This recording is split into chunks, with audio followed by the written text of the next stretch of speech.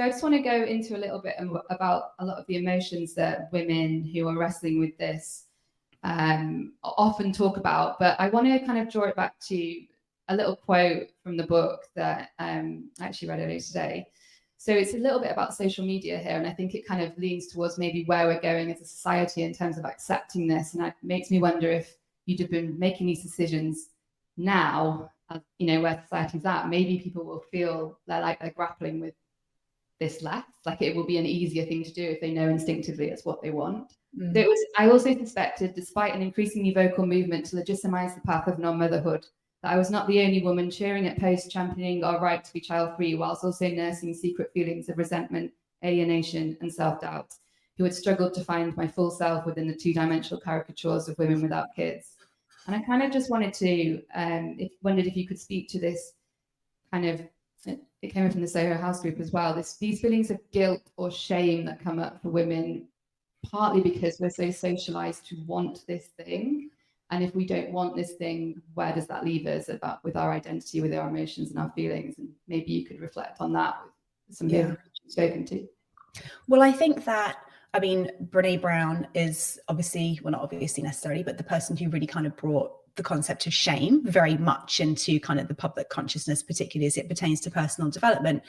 And for her, you know, shame and guilt are closely related, but while guilt is the sense that I have done something wrong, shame is the sense that there is something wrong with me. And for anybody who identifies or who embodies any kind of an identity or ideology or pursues any life path that diverges from the mainstream, quote unquote, ideal normal, that can bring up feelings of shame. That's definitely one of the most prominent feelings that I grappled with, even though I knew instinctively that I was making the right choices for me. The fact that those choices so often placed me in the outside group did lead to a lot of feelings of there must just be something wrong with me, because I don't want what everybody else wants. I don't desire what other people desire. And I think this can apply to anybody who's embodied any sort of a marginalized identity. And it's incredibly corrosive, that sort of shame, even when it's at a low level, it can be very prohibitive to us really fully expressing ourselves. Certainly prohibitive to us really kind of standing up for ourselves or asking for what we need if our needs are different from what the mainstream needs are. So yeah, and then in terms of guilt, I mean, I think that there can be definitely, if people have experienced a lot of pressure from family, particularly from mothers, around when are you going to give me my grandchildren, or even extended family on what about carrying on the family name? What about our lineage? There can be guilt that comes up about not doing this thing, which would give everybody else kind of what they apparently want or need, you know? So yeah, these are powerful emotions that can be associated with this decision. I keep saying this orientation because it's often not a conscious choice. It's more so the result of many smaller choices that sort of find us where we're at.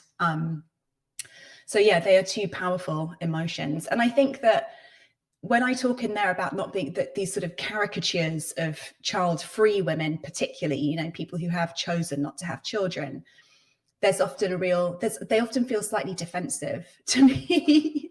They sort of, you know, look at all the free time I've got. And yeah, I love going on vacation and not having anyone like throwing up on me. And like, look at all my spare cash that I can spend on shoes and bags and things. This dinky lifestyle, dual income, no kids, is just great. And I'm a bit like, that it just always felt, it didn't feel reflective of my situation and the full scope of my feelings about having made this decision and pursued this path.